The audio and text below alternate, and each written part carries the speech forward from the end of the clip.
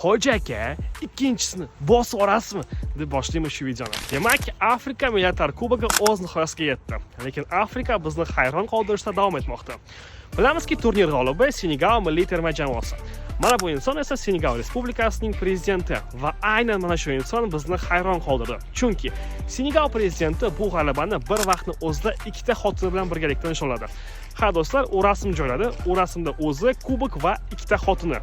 Ya'ni Senegal prezidenti o'zining ikkita xotini bor ekanligini hech kimdan yashirmas ekan va ochiq oydin e'lon qilgan ekan. Ha, endi mumkindir-da va ikkitasini ta'minlashga pul ham yetsa kerak.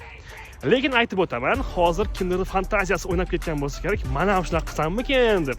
Bitta gap aytib o'taman, O'zbekiston Respublikasi qonunchiligi bo'yicha bu mumkin emas va ikkita xotini olishga agitatsiya qilish ham va ikkita xotini bo'lish ham mumkin emas. Ya'ni qonunchilik bo'yicha jazo bor. Shuning uchun bu videoni orzusi baland do'stingizga yuborib qo'ying. Sizlarga mumkin emas, esdacho. Ertaga yana qonun oldida javob berib o'tirmaydi, afsuslanib.